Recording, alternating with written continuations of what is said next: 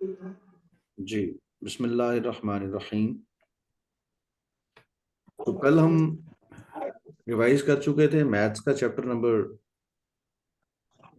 Last जो था, that was chapter number 6। आज हमें चैप्टर नंबर 5 मैथ्स का रिवाइज करना है, और इससे पहले हम फिजिक्स का चैप्टर 16 रिवाइज कर चुके हैं। आज हम 15 रिवाइज कर रहे हैं, रिवर्स डायरेक्शन में चल रहे हैं। 15 रिवाइज किया। ठीक है, अपने सर माइक पहले को 15 क्लोज कर रिवाइज लें। किया था।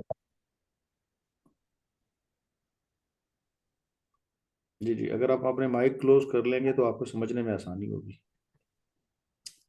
और दूसरों को भी। तो आज हम चैप्टर 15 फिजिक्स का शुरू कर रहे हैं। ठीक है जी।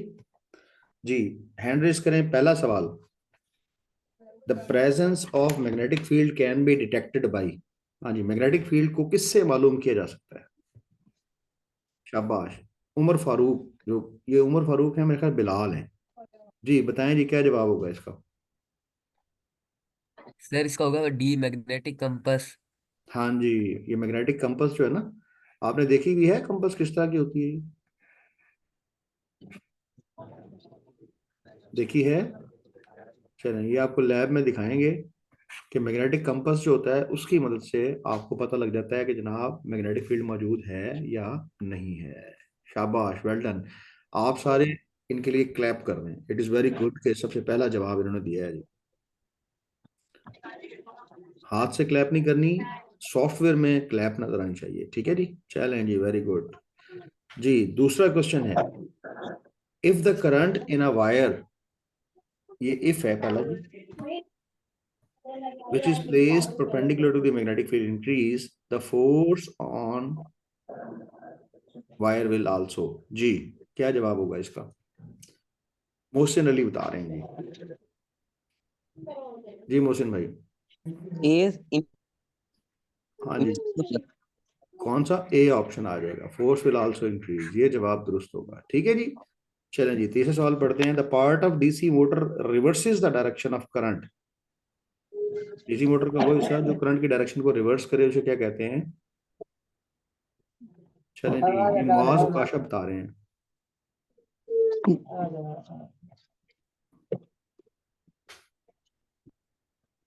जी, part of DC motor which reverses the direction of current, कौन बताएगा? मुआज काशा, आप बताएं ना।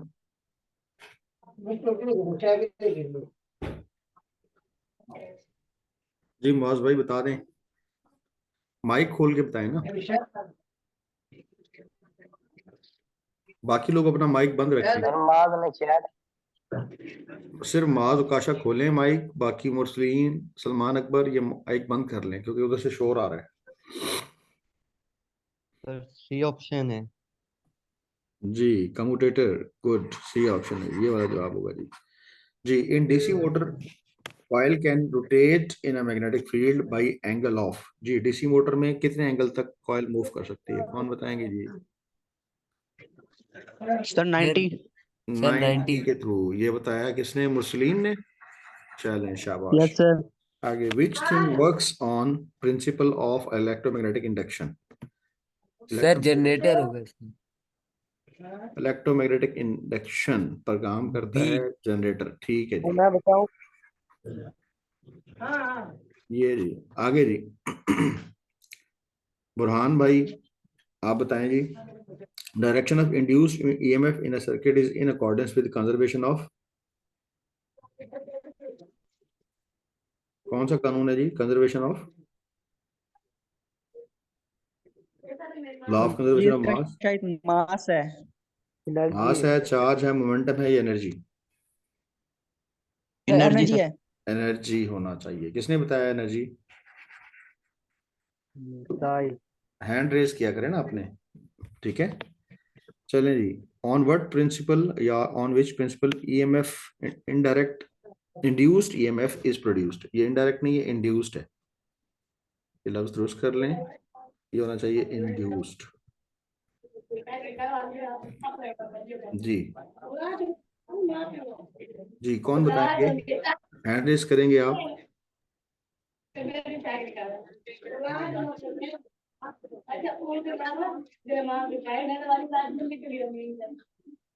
जी, कौन हैंड रेस कौन कर रहे हैं, कौन बता रहे हैं? चलें जी, बिलाल का ही हाथ खड़ा है, वही बता दें। Sir mutual induction A. ठीक है जी, म्यूचुअल इंडक्शन, राइट, ये ऑप्शन आ गई। आगे चलेंगे। A transformer is used to change the value of, 8वां सवाल। जी साहिल भाई, सर आप वोल्टेज साहिल साहिल बता रहे हैं, साहिल।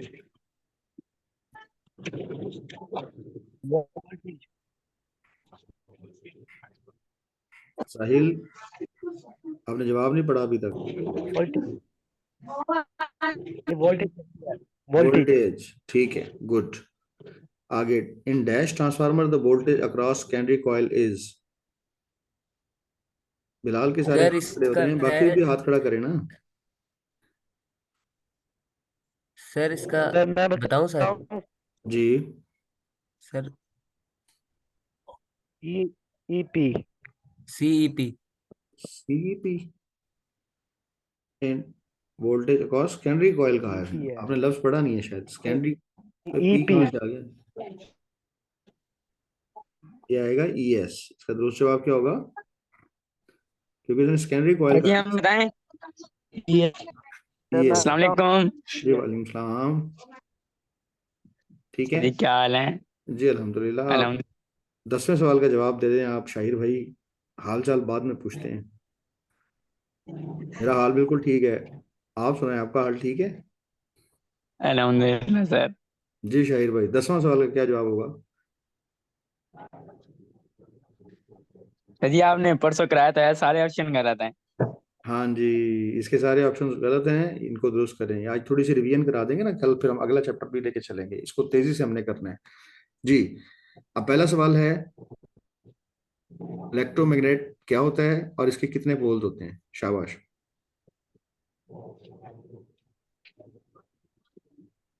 कौन बता रहा है? जल्दी जल्दी करें, जल्दी जल्दी, जरा टाइम थोड़ा है।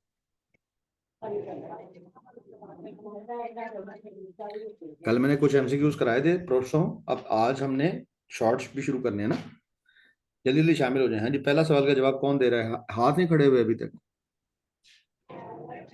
ये रिकॉर्डेड और लिमिटेड मीटिंग होती है, 40 मिनट बाद ये खत्म हो जाती है। जी बिलाल बताएं जी, इलेक्ट्रोमैग्नेटिक किसे कहते हैं? ये electromagnetism is the study of magnetic effect of currents. ठीक है, और इसके पोल्स कितने होते सर हैं? ये बुक देख के बता रहे आप इलेक्ट्रोमैग्नेट बताएं ना क्या होता है। इलेक्ट्रोमैग्नेट वो होता है कि अगर आप किसी डिवाइस में से करंट गुजारें हैं तो वो मैग्नेट बन जाए, और जब करंट गुजारना बंद कर दें तो वो मैग्नेटिज्म खत्म हो जाए। ठीक है, ये बताएं इसके कितने पोल्स होते हैं? हैं। सर इसके मैग्नेटिक 2 पोल्स होते हैं। कौन कौन से? सर एक नेगेटिव और एक पॉजिटिव।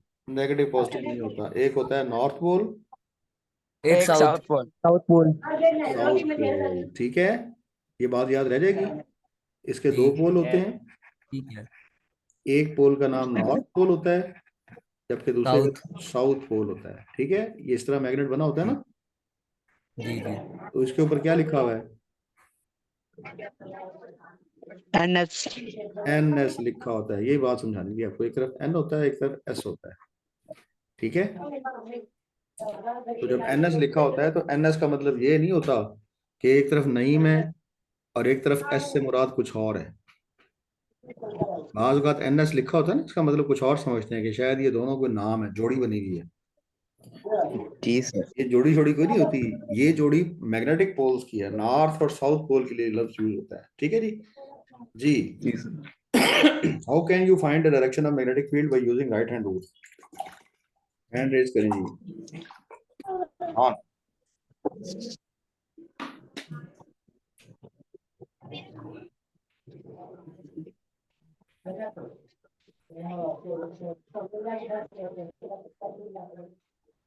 जी बुरहान भाई बताएं जी, डायरेक्शन ऑफ मैग्नेटिक फील्ड कैसे मालूम की जा सकती है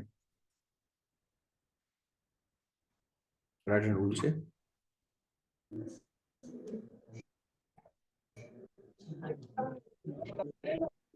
If we grip the right hand that still the thumb will indicate. हाँ जी, इसमें होता है कि hold the wire in your right hand, अपने राइट हैंड से वायर को होल्ड कर लें। ठीक है, well done.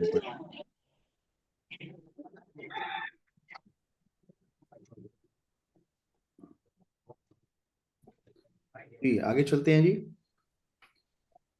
Right down the ways to increase magnetic field. Magnetic field को बढ़ाने के कितने तरीके हैं?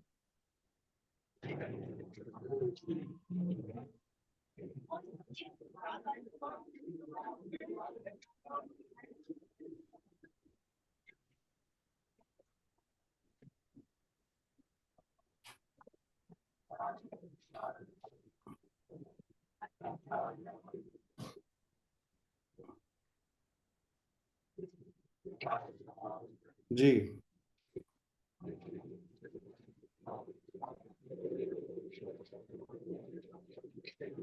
जी डियर स्टूडेंट्स, जल्दी से बताएं, जल्दी से, शाबाश। मैग्नेटिक फील्ड को बढ़ाने के कितने तरीके हैं? एक कोई नहीं बता रहा तो अपने माइक फिर बंद कर लें, उधर शोर आ रहा है। इसको बढ़ाने के कई तरीके हैं। नंबर एक, आप करंट बढ़ा दें। नंबर दो, आप कॉइल की टर्न्स बढ़ा दें। magnetic field, ठीक है। length of wire, side number तीन magnetic क्या है? field. लेंथ ऑफ वायर बढ़ा दें। नंबर तीन क्या होता है? लेंथ ऑफ वायर बढ़ा दें। समझ आ रही है? तो इनमें से कोई भी तरीका आपको कोई नजर आ रहा है उस पे? स्क्रीन शेयर्ड है? नो अब नो देखें, सर। अब देखें स्क्रीन नजर आ रही है? हाँ जी। जी बता सर। बताते ना, मैं तो स्क्रीन शेयर करके बता रहा था। चौथा सर जी है, एरिया भी बढ़ा दें उसका, हाँ, कॉइल का। कॉइल का एरिया और लेंथ भी बढ़ा दें। ठीक है, चलें, शाबाश। आगे, why a conductor wire generates voltage while moving through magnetic field. जी, कंडक्टर वायर जो है वो मैग्नेटिक फील्ड में से जब उसे आप गुजारते हैं, मूव करते हैं, तो फिर करंट क्यों जनरेट हो जाता है?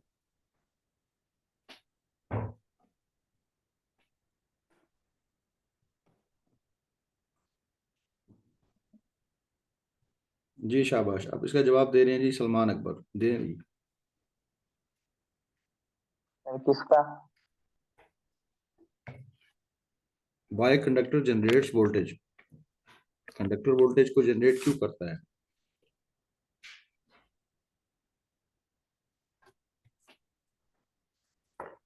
तो आप कहेंगे इलेक्ट्रोमैग्नेटिक इंडक्शन की वजह से। किस वजह से? Electromagnetic electromagnetic induction. इंडक्शन की वजह से। जब किसी कॉइल को मैग्नेट में घुमाएं तो कॉइल के अंदर क्या इलेक्ट्रिक वोल्टेज या इलेक्ट्रिक करंट जनरेट हो जाता है। ठीक है जी, आगे define Fleming left hand rule. Fleming का लेफ्ट हैंड रूल, हाँ जी, हैंड रेस करें, शाबाश, जो बताना चाहे। सब लोग हिस्सा लें, एक एक दो दो सवाल सारे बताएं।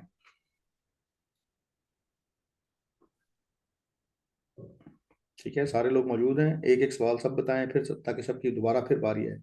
मोहसिन खामोश है, मोहसिन चले गए हैं। फ्लेमिंग का लेफ्ट हैंड रूल बताएं जी।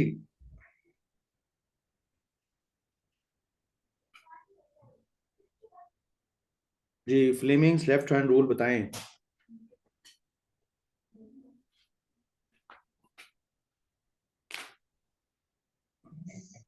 जी।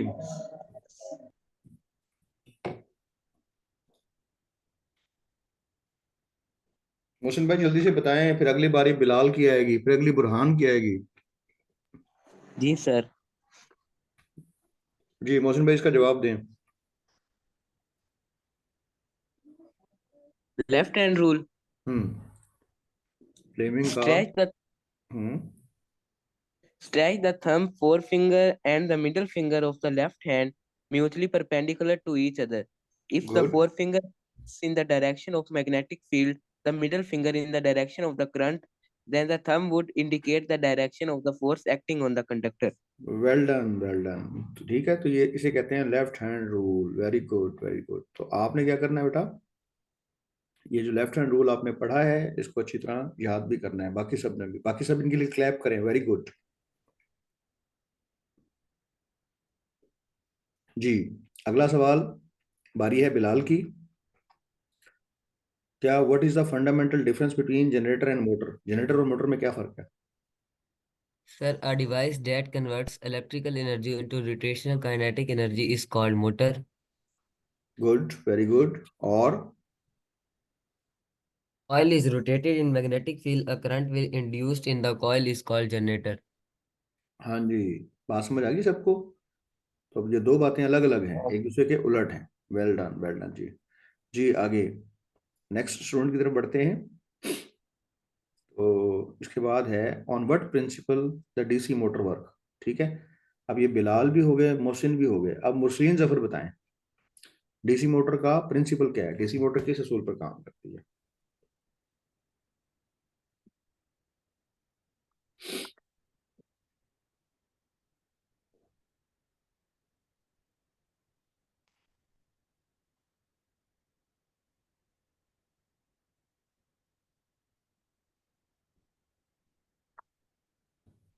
जी, जवाब नहीं आया किसी की तरफ से भी। तो डीसी मोटर किस असूल पर काम करती है? मुरसलीन जफर, तो डीसी मोटर काम करती है इलेक्ट्रोमैग्नेटिक इंडक्शन पर। किस पर काम करती है? सब मिलके बोले जरा, किस पर काम करती है? Electromagnetic induction. अच्छा, आगे चलें जी आगे। What is the function of split rings in DC motor? DC motor में स्प्लिट रिंग्स क्या करते हैं? जल्दी से हैंड रेज करें, सादा सादा सवाल है ये। डीसी मोटर में स्प्लिट रिंग्स का क्या काम है? सर मैं बताऊं, जी बताएं। it works to reverse direction of current. The connection to coil is made through an arrangement of brushes and a ठीक ring है, that is बस ये सादा सी बात यही थी कि स्प्लिट रिंग्स क्या करते हैं, करंट के डायरेक्शन को उलट कर देते हैं। ठीक है, अच्छा अगला सवाल भी यही है, what reverses the direction of electric current in the armature? कौन डायरेक्शन करंट को बदलता है? तो उसका जवाब भी यही होगा, स्प्लिट रिंग्स बदलते हैं। ठीक है जी, ये कम्यूटेटर होता है इसके अंदर, कम्यूटेटर के तौर पर काम करते हैं। कम्यूट करने का मतलब डायरेक्शन को चेंज करते हैं। आगे चलिए, what do you mean by electromagnetic induction? हाँ जी, कौन बताएगा जी? सर मैं बताऊं, जी बताएं, जी बताएं, शाबाश। बुरहान भाई का हाथ the खड़ा हुआ है, process बुरहान भाई बताएं। the process of generating the process of generating an induced current into a circuit by changing the number of magnetic line of force passing through it called electromagnetic induction. Very good very good very good. तो electromagnetic induction में क्या होता है कि आपने ये समझ लिया कि इलेक्ट्रोमैग्नेटिक इंडक्शन में क्या होता है कि मतलब जो इसमें बेसिक रोल क्या है कि आपने ये देखा कि बेसिक रोल या फंक्शन ये होता है इनका, जिसकी मदद से कि जब भी किसी कॉइल में करंट की तब्दीली आती है तो उसकी वजह से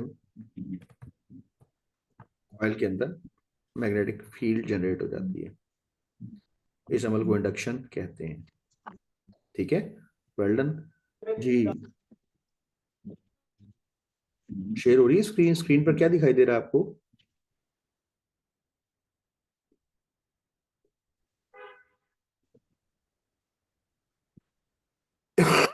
चल खा रहे जी, मैं स्क्रीन दोबारा शेयर कर दूं? Yes sir. अब देखें जरा, स्क्रीन पर विजिबल है चीजें? Yes yes. चलें जी। अच्छा जी, on what two factors which affect the induced current? Induced EMF को कौन असरअंदाज होता है? जी मोहसिन भाई। The speed of relative motion of the coil and the magnet, हाँ जी, कॉइल की number of रिलेटिव मोशन और number of turns of the coil. Number of turns of the coil. Very good, सब इनके लिए क्लैप कर दें जी। अगला सवाल है, define Lenz law. Burhan. The direction of an induced current in a circuit is always such that it opposes the cases that produces it. ठीक है, तो जो इंड्यूस करंट होता है वो अपने हमेशा काज को अपोज करता है। काज किसे कहते हैं? वजह। जिस वजह से जो है वो मसाइल आते हैं, जिस वजह से करंट ईएमएफ इंड्यूस होती है ना, तो जो इंड्यूस करंट होता है वो हमेशा उसकी मुखालिफत करता है। आगे जी, सवाल number 13, state the principle of AC generator.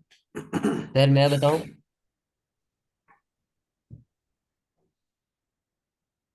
13वां सवाल, state the principle of AC generator. Sir मैं बताऊं, जी जी बिल्कुल बताएं जी। सर इसका है when a coil rotates in a magnetic field, the induced current in its continuously change from maximum to minimum value and from minimum to maximum value This is the basic principle on which an AC generator works.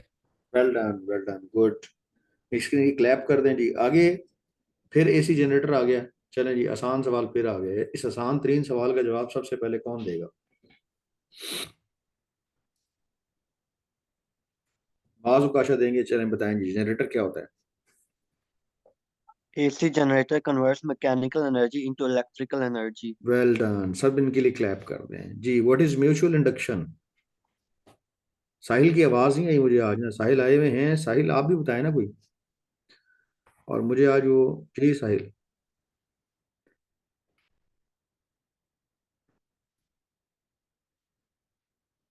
Mutual induction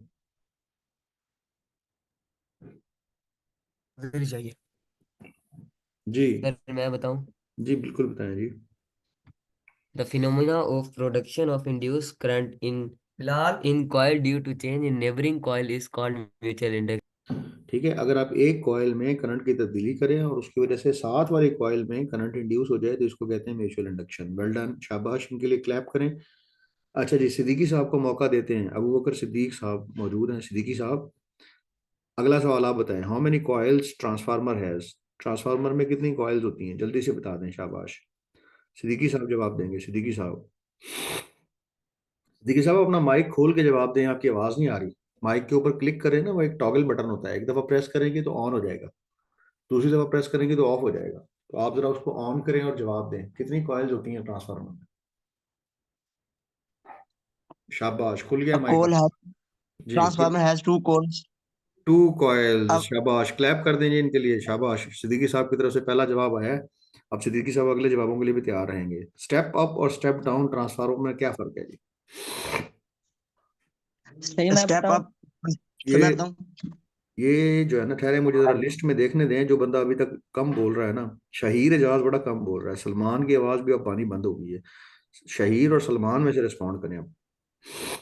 sir जी सारे सवालों पे हाथ खड़ा किया है, आपने पूछा ही नहीं। चलें जी, अब आपको मौका देते हैं शहीर भाई। अब आपको काफी सारे सवालों का मौका देंगे। चलें, शहीर भाई बता रहे हैं कि जी स्टेप अप और स्टेप डाउन ट्रांसफार्मर में क्या डिफरेंस है। जल्दी बताएं, शाबाश, फिर हम आगे चलें। If the secondary voltage is larger than the primary voltage, the transformer is called step-up transformer.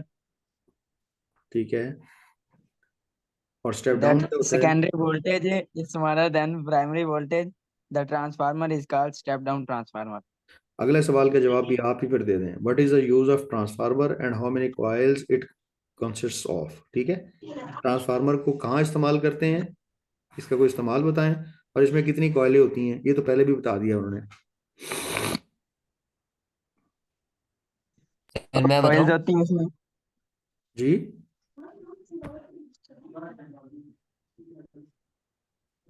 दो coils होती हैं सर इसमें।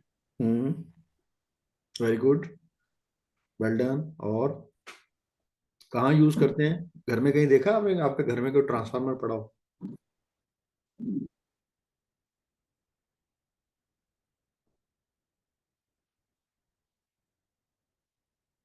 घर में आपके है ट्रांसफार्मर? कहीं और देखा? हमें देखा सर। कहाँ? नो, शायद हो, कहाँ? देखा ही नहीं आज तक हमने। आपने नहीं देखा? खंभे देखे हमने तो बाहर गली में। वो आपने देखा है कि आपके फ्रिज के पास एक डब्बा पड़ा होता है?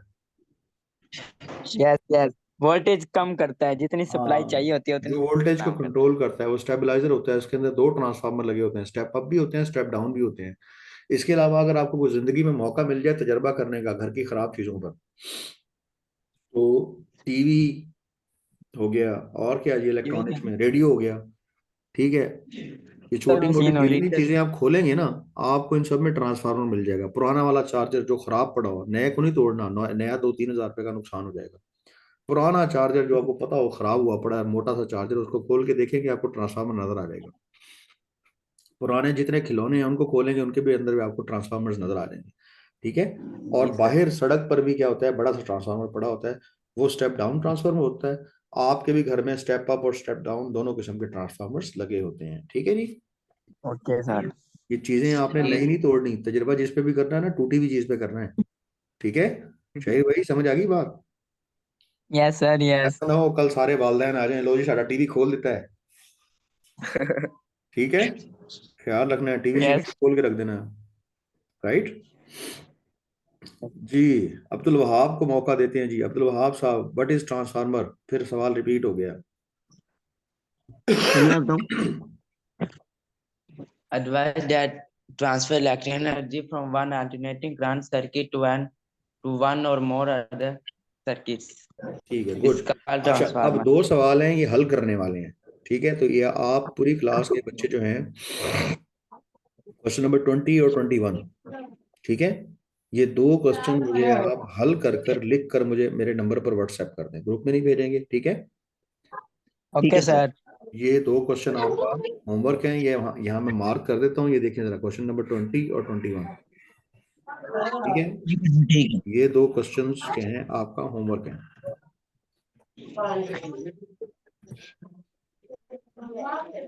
ये मैंने हाईलाइट कर दिया है, तो ये आपका होमवर्क है। इस होमवर्क को आप मुझे लिखकर भेज दें, ठीक है। तो ये आपका जी। होमवर्क है, ये लिख के भेजें सब, ताकि आपकी हाजिरी भी लगती रहे। तो बाकी आप तैयारी करें। आपको सिलेबस पता है सबको कितना है? No, sir. तो सारी बुक ही है सर। सारी बुक ही है।